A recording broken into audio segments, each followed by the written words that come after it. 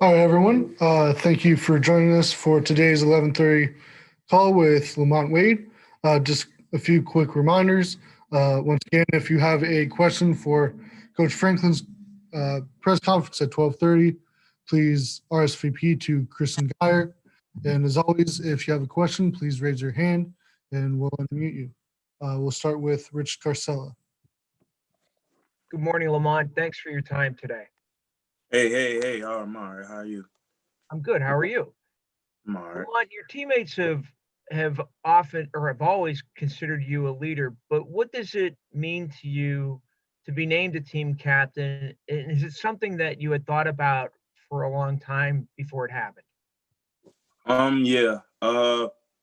It's a tremendous honor. I can't even really explain, how much it means to me, to be voted at by your peers, by the coaches and the players as, one of the guys to be one of the leaders of this team. And no, it's not, I did not really, thought of. It was just me being me just being naturally real, just being authentic, and the guys, they bought into that, and it's hard to say about because I'm shocked, honestly. I'm tremendously grateful for this opportunity, and yeah, it's amazing.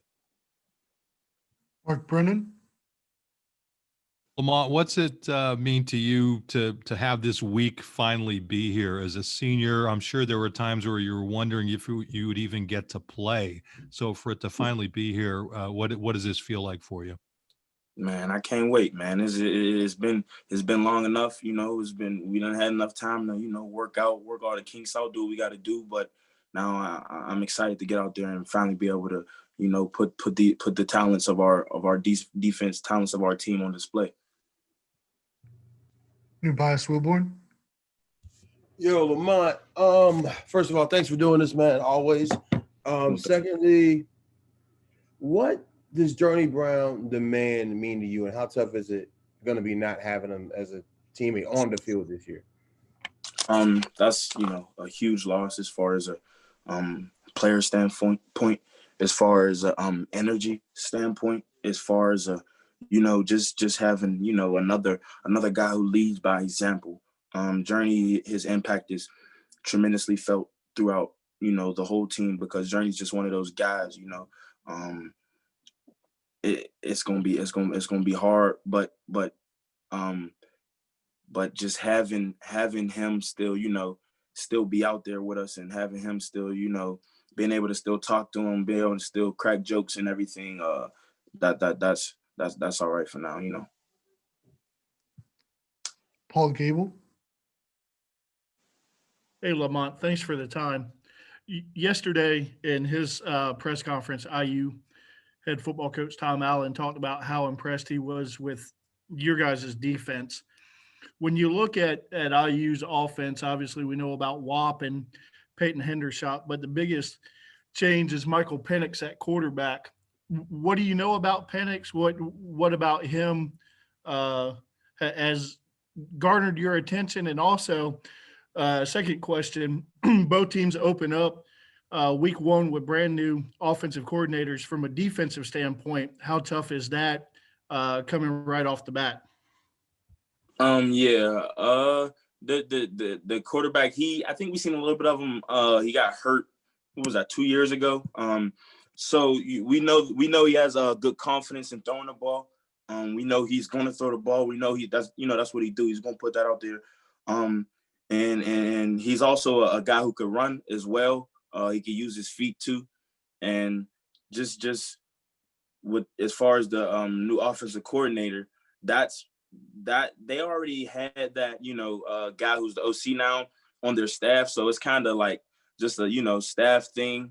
So it's we're kind of assuming that the same offense is in play, the same things basically that we seen on film because it kind of worked for them last year. They had a decent season. They did some good things with that offense last year. So we don't think they're going to go too much far away from it. Tyler Donahue. Hi, Lamont. Thanks for the time on a game week. Wanted to ask about that linebacker group working ahead of you because Jesse Luketa felt like They came in, they're going to come into the season hungry, ready to prove that they're more than just Micah Parsons. And what do you think about those three new starters? What are your expectations for LBU in 2020?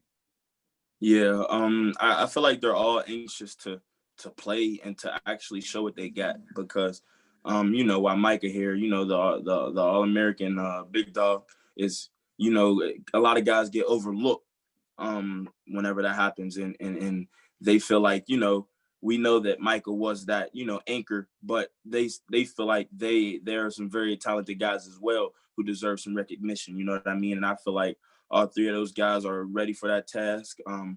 They're mature guys. It's kind of like just like a LBU standard in our room. You know how those guys operate, and I don't see no type of drop off. I know those boys are ready to go. Ben Jones. Lamont, there's obviously, at the end of the day, no matter how you think about it, a difference between playing an out-of-conference team week one and playing a Big Ten team that has some familiarity with you. You have some familiarity with them. How do you kind of approach the intensity of a conference play right off the bat versus, maybe 3 weeks to kind of get going? Yeah, I mean, I can't really, see from that perspective of it because first game for me, just for me, I know the program operates the same way as well, but for me, I don't really I'm not looking at the schedule like this is, oh, we got Pitt week one or Kent week one, or like it's honestly no difference. Like when I say that, there's really no difference. No matter if it was Indiana week one, whoever it was week one, it's literally the same approach. So there's no difficulty in that. It's fairly easy because this is what we do. We play the game of football and we play to win. So no matter who is on that field, we got to win. Rich Scarcella. Lamont, what have you seen from your cornerbacks leading up to this game, especially the young guys, and what do you expect from them the next 8-9 weeks? I'm really excited about our cornerback room. We got a lot of guys who can make plays in that room. We got a lot of guys who can cover. We got a lot of guys who can follow guys around the field, and I feel like it's going to show. It's going to show this year. We got guys who can run. We have tall guys with length. We have, the shorter, faster guys. We got essentially, any type of makeup to match up with whatever receiver we're going to be going against. So I'm excited about that corner room. Nate Bauer. Come back, man. We'll go back to Nate Bauer. Hey, Lamont, you good? Yeah, I got you now. All right, cool. Rich was asking you about the cornerbacks, but I was just wondering for the secondary in general, how much of a point of emphasis turnover creation has been, interceptions from that back end of the defense? It's actually been a huge emphasis because when we went back and looked at our dropped interceptions, we led the country in dropped interceptions. And if we catch, I think, like half of those, then now we lead the country in actual interceptions. So it's been an emphasis, pre-practice, getting out on jug machines, making sure we getting our hands on balls, knowing that we have to come up with these balls. We cannot continue to make these, same mistakes, drop the same passes we dropped before, because we know we got to get over the hump. You know what I mean? So we know that we got to do everything better than last year. And it starts with, making plays on the ball. Tyler Donahue. Lamont, we're going to see the depth chart at some point today, I believe. But regardless of who's starting in that cornerback spot across of Tariq, what do you think about that collection of second-year cornerbacks, Joey, Daquan, Keaton, and of course, Marquise? What is that group? What have they done for the defensive backfield since they arrived? And what do you think you're going to get out of them in 2020? I think what they kind of did was, they gave Coach Pride kind of a sense of, easing. You know what I mean? Having guys coming in here that can run, guys that could jump, guys that can cover, guys that can, do that all game. And I think, like I said, what's best is, made it a little bit easier on Coach Pride, going in these different situations where we're like in man coverage or whatever. So and the depth they have in that room, like you could literally rotate, like any one of those guys could be listed as starter, and I don't have like no doubts in my mind that they won't do what they have to do. And Fareed? Hey, Lamont, thanks for your time today. Just in general, kind of across the secondary, what do you think the biggest difference we'll see this year? I feel like the biggest difference is play calling in that back end. You know, whenever the defense was starting, it was kind of more of there were more DBs who, you know, could who were like more run supporters, you know, bigger guys, not as much cover guys. So whenever you have those type of players in your defense, you have to, you know, kind of have the defense form around those guys. But now we have guys who can run. We have guys with speed. We have guys who, you know, got a lot of offense experience in high school, you know, guys that are just athletes and guys that can play. So I feel like the biggest thing will come with the play calling. Parth? What's going on, Lamont? How you doing? Mari, how you? Doing well, doing well. I got a chance to talk to your dad a little bit yesterday on the phone, and we kind of talked about, you know, some of the same stuff that I asked you about during one of the media days. You know, he talked about just you having a tremendous opportunity this year, being named a captain, being able to kind of cement yourself and get to the next level and provide for Roman and for your family. You know, all that is great, but with all that, is there a certain amount of pressure that you feel to do certain things this year in order to make those things happen? I wouldn't say it could be pressure depending on how you're looking at it, but for me, it was I forget who said the quote, but it was a quote that said, "Do what you have to do until you can do what you want to do." And I know, you know, the things that I have to do, the things that I have to improve on, the areas I have to get better at. So it's kind of, you know, our first core value for real, sacrifice. Knowing that, you know, you got to sacrifice some things in order for things to play out differently in the future, then you gotta buckle up and do what you got to do. So I think it's more of sacrifice than pressure. Tyler Donahue? I'm going to go back into that cornerback room and ask about someone specifically, Joey Porter. We didn't see him as much as Marquise or Keaton last year, but continue to hear really good things about what he's doing on the practice field for you guys. With that wingspan, with the NFL pedigree, what kind of a package are we talking about at cornerback with Joey? Man, I'm not even gonna lie to you. I'm a Joey Porter fan. I like Joey Cabal, man. Joey Cabal, and it fit right along with the other guys that are in that secondary, and having, you know, whenever Tariq is out there and having Tariq and Joey, you know, two corners that are over 6 foot, whose arm span, how you said the arm spans are, you know, ridiculous, especially Joey's. Man, his upside is amazing. And the only thing that will stop him from a first round draft pick is himself. Literally, that's it. So, Mark Brennan? Lamont, can you take us back to when you approached Coach Lorig about returning kicks, and you know, just take us through that situation, and you think you're going to get that opportunity? I actually said this to Coach Lorig last year. I said this to him before the start of last year. Whenever he first came, he was kind of just getting his feet wet, you know, and he didn't know anything. So I made sure I introduced myself to him and let him know. But you know, I've been working out back there, and you know, some depth chart I guess supposed to come out soon. So I guess we'll see when that depth chart come out. Rich Scarcella? Lamont, to follow up on Parth's question, how has your son changed your life and changed you? Yeah, he that boy, he made everything real, I guess you can say. And in the midst of, you know, some troubling times and stuff I was going through, you know, not playing as much as I wanted to, et cetera, et cetera, et cetera. He popped up. So it was kind of like a focus thing, get back on track thing, put your head in the right place where it's supposed to be type thing, because I like how I said, whenever me going into the portal to, you know, just doing this soul searching I was doing, trying to find out what it was, why wasn't stuff clicking.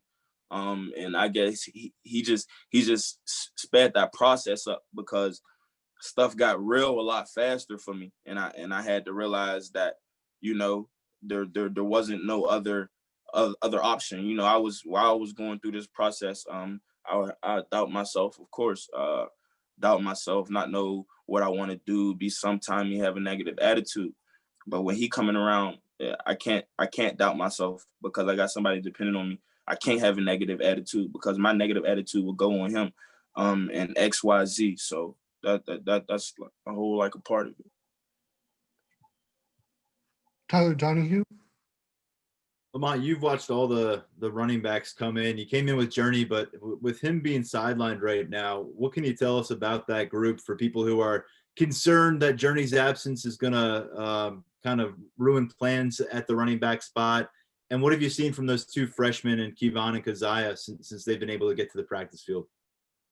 I hope people are not forgetting about Noah Kane. That boy Noah is a dog. Noah, that's my boy. That's my youngin' for real. I always talk to Noah. Noah always come over. We always chat. Noah, he ready. He tuned in now more than ever, because he know the responsibility that's on his back. And I tell him all the time, and he know, and he takes a serious approach with it. Devin, you know, I feel like Devin helps with, you know, that speed aspect of it, losing Journey. Devin also knowing that he has to step it up. And Devin looking good. Devin looking a little bit shiftier than last year and everything. And those two freshmen, Keziah and Kevon, those guys are. Kevon is a hard runner, and Keziah is a smart all around, you know, complete back. So the recruiting coach Sider and them guys been doing is bar none for real. He's doing his thing, and I really don't. Losing Journey hurt us. It hurt us a lot, but I don't have no concerns. I do truly believe and know that room is going to get it done still. We have time for two more. We'll go to Parth. Lamont, with this new tradition that y'all started with the number 0 and everything that kind of comes with that we've learned, what makes Sutherland the best fit for that number? Sav is your prototype. This is how you do it, guy. He handles his stuff on the field the right way. The approach he take, you know, always taking notes, always asking questions. He handled his approach off the field the right way. They talk about being on lists, and when they say being on list, that means being on list the wrong way.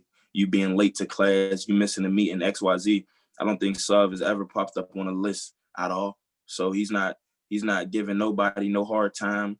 And he works hard. He doesn't complain. He goes out there, busts his butt, does his job, and it's like what more can you get? And that's literally why Sub has that 0, because he's the complete package of what you should do whenever you come to play college football on and off the field. And he's shown that throughout these 4 years.